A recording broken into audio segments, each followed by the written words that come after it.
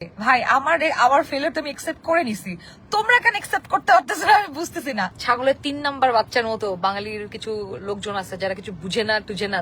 আমার পা থেকে মাথা পর্যন্ত সাহস। আই টোল্ড ইউ গাইজ, আমি আর 200 বার ফেল করবো, আমি আর 200 বার ট্রাই করবো। এই যে কথাগুলো শুনলেন রুকায়া জাহান চমকের, এটা ছিল ট্রোলকারীদের উপর চমকের রিয়াকশন। এখন ঘটনা অনেকেই জানে যে রুকায়া জাহান চমক জাতীয় সংসদে সংরক্ষিত নারী আসনের জন্য বিএনপির হয়ে মনোনয়ন ফর্ম কিনেছিলেন, কিন্তু আনফরচুনেটলি তাকে মনোনয়ন দেওয়া হয়নি। সো এটা নিয়ে সোশ্যাল মিডিয়া জুড়ে নানা রকম কথাবার্তা হচ্ছে, তাকে ঘিরে অনেকে ট্রোল করছে, কেউ কেউ হাসাহাসি করছে। বাট ঘটনার ইন্টারেস্টিং পার্ট হচ্ছে চমক লাইভে এসে যে রিয়াকশনটা দিয়েছেন সেটা। Just have a look. তোমরা যে এই যে আমাদের একটা ছাগলের 3 নাম্বার বাচ্চার মতো বাঙালির কিছু লোকজন আছে যারা কিছু বুঝে না টুঝে না, তারপর ওইটা নামবে, যা দেখবে সোশ্যাল মিডিয়াতে ওইটাই লাফায়াটা ওইটা নিয়ে কথা বলবে। এটা দোষ হচ্ছে আমাদের ছোটবেলার প্যারেন্টিং এ, বুঝছো?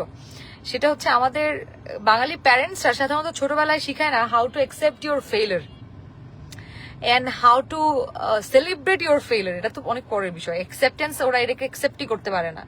হ্যাঁ, এই জন্য ম্যাক্সিমাম বাঙালিরা জীবনে কিছু করতে পারে না, জাস্ট ট্রাই করতে ভয় পায় বলে।